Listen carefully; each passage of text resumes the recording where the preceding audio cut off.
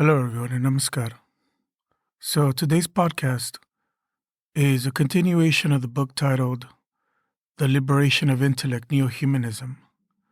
And this is a reading of the fourth chapter titled Inner Asset. While discussing neohumanism, I said that study and rationalistic mentality are required to counteract geosentiment, and a proto-spiritualistic psychic structure is required to resist social sentiment. But geosentiment and social sentiment, and the means of resisting them, are matters of the objective world. Geosentiment is entirely limited by geographical boundaries. It is confined in space, while social sentiment is limited to certain groups.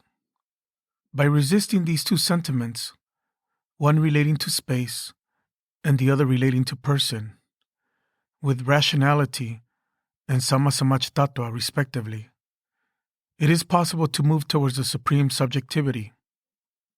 So these two are completely associated with the external world. The movement of the inner life of humanity is entirely an internal affair, a matter of devotion, a path to the inner world with devotion as a cult, as a mission. In the world of rationalism, human beings do not attain anything of inner life, and in the realm of devotion, there is no ism that can establish humanity in the supreme spiritual stance.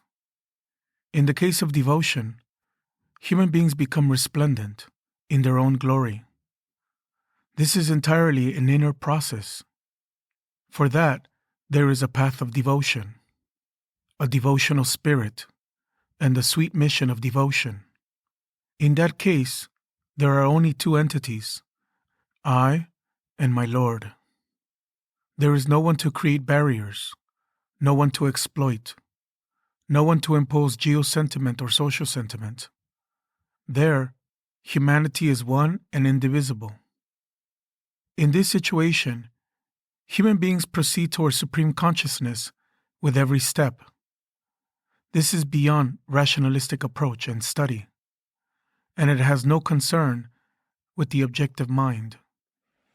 However, in the course of one's journey through the inner world, one cannot altogether deny the rationalistic outlook of external life. This is also necessary because, in the absence of rationality, the internal thoughts may be disturbed. But it is also true that the mind should certainly be directed towards a supreme consciousness, because one's inner assets are directly nourished by the thought of the Supreme, by running towards Him with tremendous speed. Rationalistic outlook and study are required to facilitate this onward movement towards the Supreme.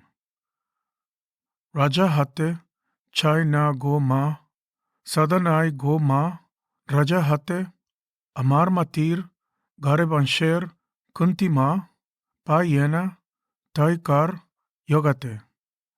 Ramprasad. I do not long to become a monarch. For this I have not the least desire. I have a hut of mud and bamboo. I only want enough to thatch its roof. A truly righteous person should be ever ready to respond to the clarion call of the great, to its irresistible attraction. The Doli Yatra of Shri Krishna, the color festival, which Mahaprabhu introduced to Bengal about 550 years ago, has two aspects, the social and the spiritual. Mahaprabhu brought this festival from Vrindavana, but he invested it with spiritual significance and named it the Doli Yatra of Shri Krishna. When human beings rush towards the Supreme, they may sometimes think, I am a sinner. I have committed so many sins that I am immersed in sin. The particular mental colors of the sinner's minds are the combination of so many thoughts of sin, which may leave a profound mental impression. As a result, the speed of their movement will automatically be retarded. The inner significance, of the Dolyatra of Shri Krishna is this. By surrendering all the colors of my mind to you, I want to become colorless. This surrender to the Supreme Consciousness propels human beings towards Him. So this color festival is not merely an outward play. It is purely a psycho-spiritual phenomenon. This very psycho-spiritual phenomenon is operating behind the process of Varnargya Dana, offering of colors. O Lord, make me colorless, so that I may move towards you without any hesitation. The more human beings are established in Neohumanism, the more they will be absorbed in the colors of their inner minds instead of the colors of the external world. It is not that they will avoid the social festivities of the color festival of Dolyatra, but the social side should not be taken as everything.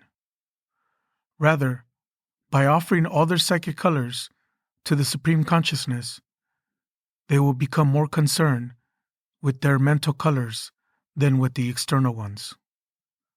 This intensely close proximity to the Supreme is the real Vrindavana, the Vrindavana of the mental world, the state of absolute mental purity.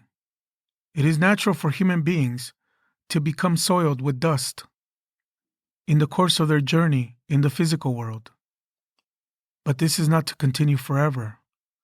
They should make their minds completely unblemished by offering all their mental colors to the Supreme.